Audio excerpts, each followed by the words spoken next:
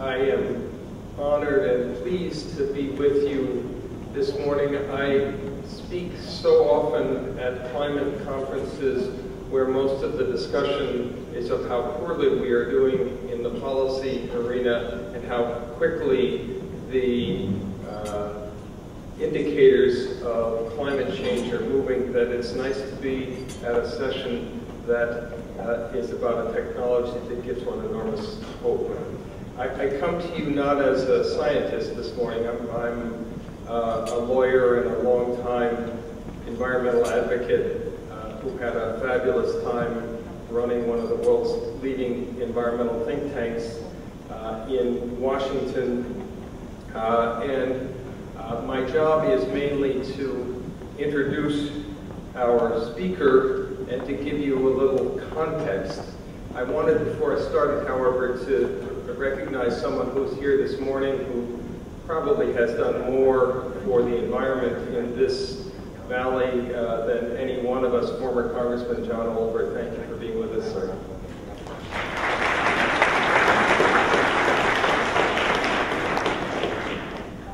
I came into the academic world late. I was having a fabulous time working on global environmental issues at the World Resources Institute and found myself on a sudden detour to Hampshire College because I fell in love with the students and had this flash of intuition that if anybody was going to correct the issues that I had been working on for decades, it would be people like these students who were perfectly willing to not accept my answers, challenge everyone else's ideas, think creatively, and imagine better outcomes. Hampshire is a place where students construct their own curriculum driven by questions that matter to them in a context where the pedagogy is learner-centered and students lead in creating their own education. It's an inquiry-based education and seems to produce remarkably curious and resilient and entrepreneurial alumni.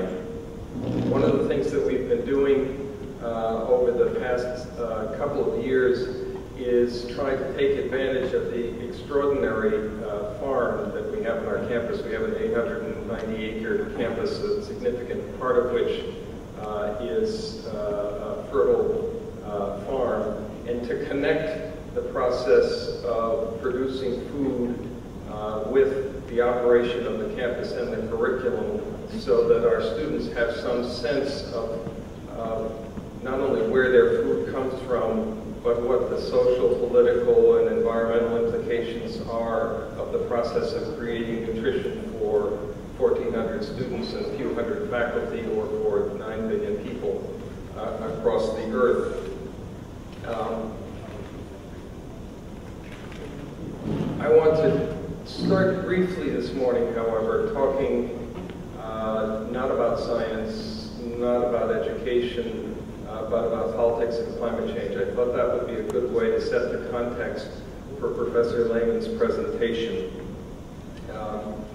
It's been 20 years since the nations of the world sat down together in Rio and signed the Framework Convention on Climate Change, agreeing to control emissions to assure that we would avoid dangerous change to the Earth's climate. I think no one could possibly argue that we've met that commitment, although the U.S., along with 189 other nations, has ratified that convention. Emissions are up sharply and accelerating. The evidence is massively stronger than it was when we signed the Framework Convention in 1992. Many of you, how many are scientists in the audience? So it's a largely scientific audience. Many of you track closely the fact that the data on effects are teaching us that we're mostly at the upper bound of the old projections. You remember those old bands of projection from the modelers 20 years ago. Most of what we're seeing seems to be occurring in the top half of those bands of expectation. And at the same time, on the policy side, virtually nothing has happened. I think I could count on the fingers of one hand the number of unalloyed policy successes coming out of either the international process or national policy making over the past 20 years. Certainly fuel economy standards have had some effect on emissions on a large scale in the United States. Appliance efficiency standards certainly have had some benefit. There are some European programs on renewables that have made measurable changes in emissions levels, but largely our agreements on policy have been ineffective. You certainly can't see the effect of any of it in bending the curve of emissions. The only thing that had a measurable impact on the curve of emissions was the global recession briefly.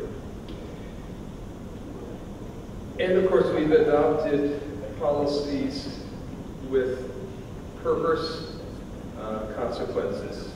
Remember the clean development mechanism, which was meant as a means to enable low-income countries to participate in carbon reduction with compensation from high emissions countries paying the marginal cost of reducing emissions. The way the rules for the clean development mechanism were set up, it became profitable to build plants simply to produce emissions in order to sell the reduction in emissions. Most of the transactions in the CDM reflected that kind of perverse outcome rather than genuine changes in industrial process or reduction in emissions. And we have our own politically extraordinary, remarkably perverse corn ethanol program, where one matches subsidy with a food stock, applies a good deal of natural gas, and comes out with a liquid fuel that by the end of the process arguably makes a small marginal difference in the amount of CO2 per mile that Americans drive, but at huge cost to Americans' pocketbooks and even larger cost to our food production capacity. We have this ability when politics and need match up together to produce exactly the wrong answer. So now you can sort of see where I'm going with trying to set this context. I have two great fears. I want to articulate those and then introduce Dr. Lehman. The first one is pretty obvious. The political system won't produce action to reduce emissions until there is a compelling crisis. You might argue there is a compelling crisis, but it doesn't seem compelling enough to the political system. Now, why would anyone say something so pessimistic about our political system if there's no recent evidence of its inability to... How many days do we have? Two more days before we cause a global financial catastrophe because of defaulting on our debt payments on the money we've already spent. Two days. And they don't even propose to bring a compromise agreement to the floor of the Senate until tomorrow in order to get as close to the brink as possible in hopes of forcing the hand of the House. So I have a fear that there will not be action on a national level until there is a crisis, and that global action cannot move forward in any significant way until the United States has shown its willingness as historically, although not today, the largest source of emissions, and certainly the country with the greatest technological capacity to respond. And a second related fear that when the crisis comes, the public and our political system will move rapidly from denial into the late stages of anger, from there's no problem to why didn't you fix it yesterday, which is the worst possible setting for political decision making. The demand to make it better, do anything you have to, will lead to the need to do something even if it's wrong, and do it quickly. And in that context, even very good ideas can become bad. Even very good ideas can be screwed up in the presence of that amount of hype and pressure to act. One should never underestimate how badly we can structure the incentives in legislation if we move too quickly in the presence of too little knowledge.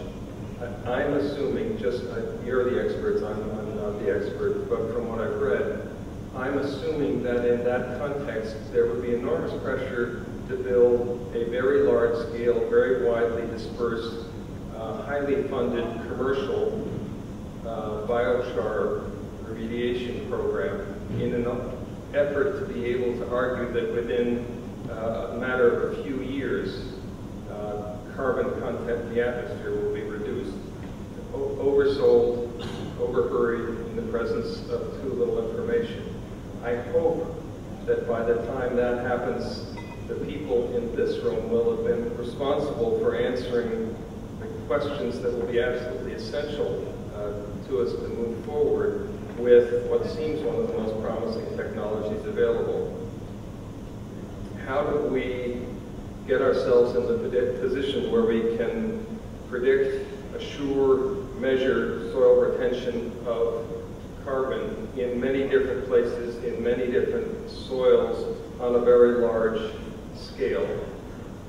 How do we regulate commercial operations in order to assure results, protect people and their needs, and avoid perverse environmental and agricultural outcomes?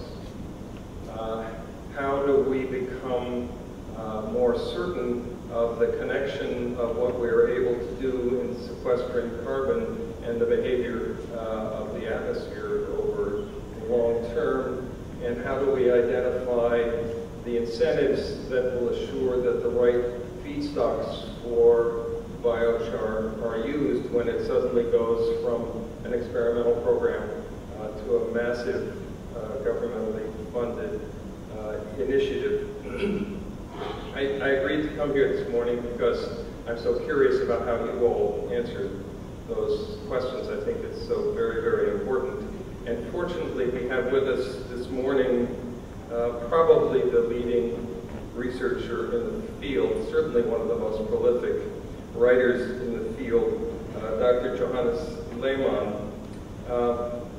He's a professor of biogeochemistry and soil fertility management at Cornell. His research explores soil science, the economics, and the societal impacts of biochar. He has spoken, testified, taught, and written on the subject extensively, and has, I think, one of the most articulate and eloquent websites I've ever had the chance to explore. So, Dr. Lehmann, thank you very much for being with us.